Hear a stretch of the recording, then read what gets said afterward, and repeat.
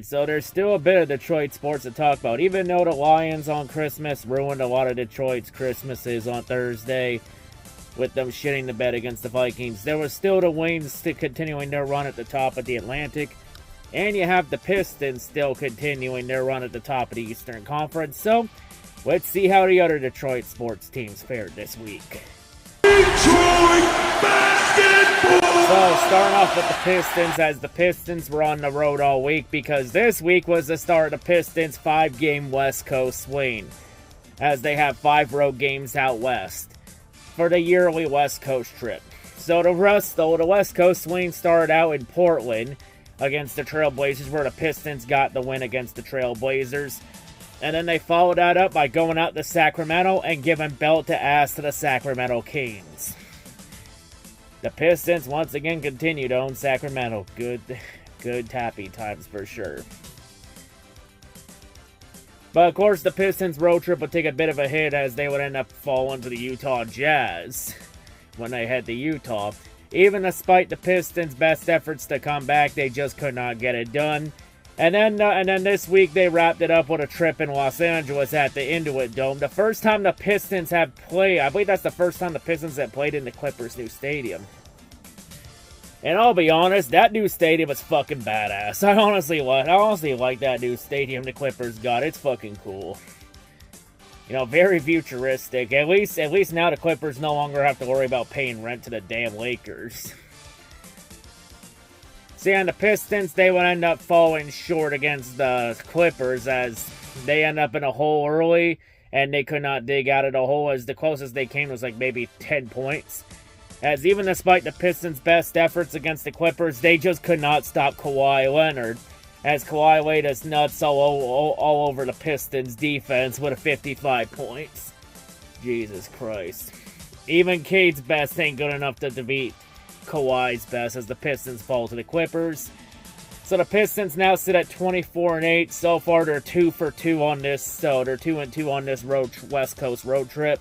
They got one more game in the West Coast swing left, and that will be Tuesday against the Lakers. And the game against the Lakers, that will be the Pistons' last game of 2025. As after Tuesday, the next time the Pistons play will be Thursday in 2026. As yeah, of course, we're also right near the end of the year, as we're in the final week. We're in the final countdown to 2025 and heading into 2026. And this will be the last Pistons and Red Wings recap, I should mention, for 2025. As the next time we do a recap, Detroit Sports Recap, we will be in 2026. So yeah, but the Pistons, they're 24-8 right now, still the top of the Eastern Conference. But, you know, they gotta still pick it up, though, because the Knicks are starting to close that gap, too. Since, you know, the Knicks are now focused back on winning the Larry O'Brien Trophy, now that they got that stupid in-season tournament out of the way. But, of course, one more game left, and here's hoping the Pistons can stay number 1 in the East at the end of 2025, heading into 2026. Now we move on to the Red Wings, as the Red Wings continue to prove that they're still for real this year in the early portions of the year, as the Wings had a pretty solid week, getting 2 out of 3 games. They got a big win against the Dallas Stars with Dallas in town. Getting that win against the Stars, that's good too. Stars being one of the top teams in the West, so that's a pretty good momentum booster to knock off one of the top teams in the West. Although Dallas isn't like Colorado Avalanche good, but they're still pretty solid foe. But the Red Wings week would take a bit of a hit, as they would end up falling to the Carolina Hurricanes in Carolina. As the almighty Hurricane was too much for the Wings to overcome in a 5-2 loss. You know, you're gonna have, despite the Wings' positives this year, there's still ways to go to compete against some of the top teams in the East. And Carolina's going to be one of those teams the Wings are most likely going to have to contend with in the playoffs if they want to win the Cup this year.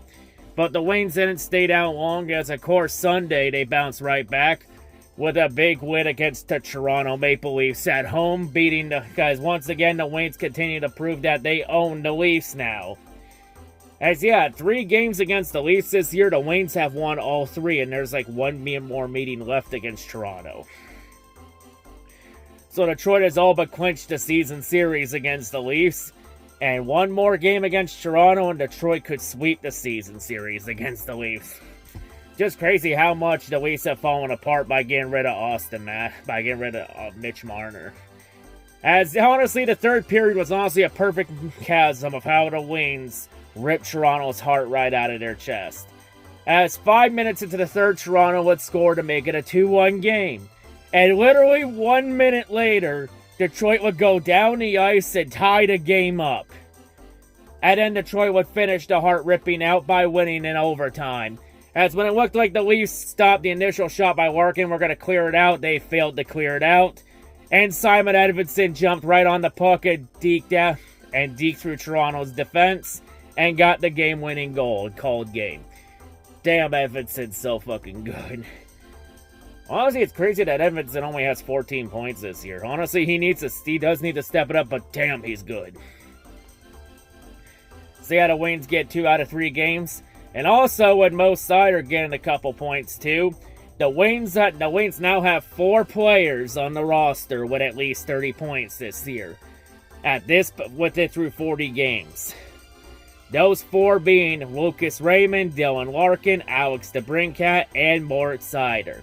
The last time the Wings had 4 players with at least 30 points through 40 games was 2011-2012.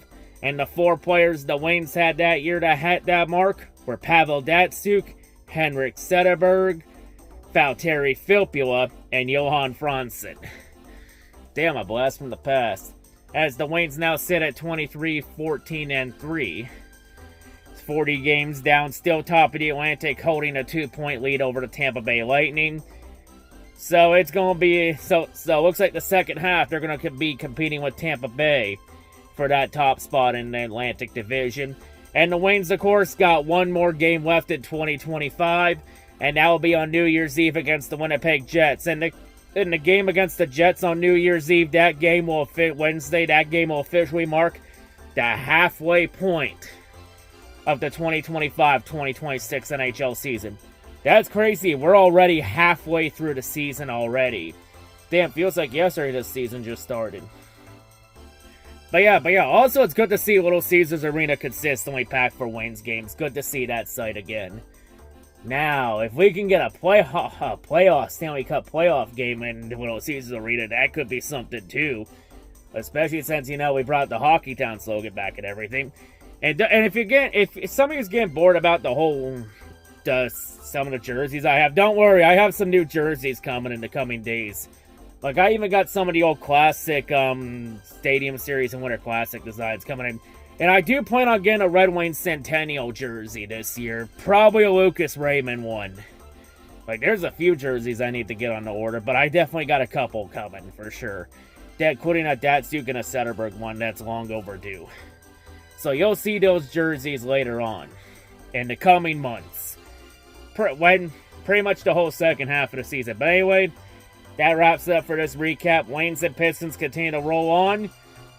And yeah, only one more game for each team left before we go into 2026. So in terms of Detroit sports recaps, that's a wrap on 2025 as the 2025 season has come to a close. In terms of recaps, I'll see you all in 2026. I'm out, and as always, go Wings and Detroit basketball.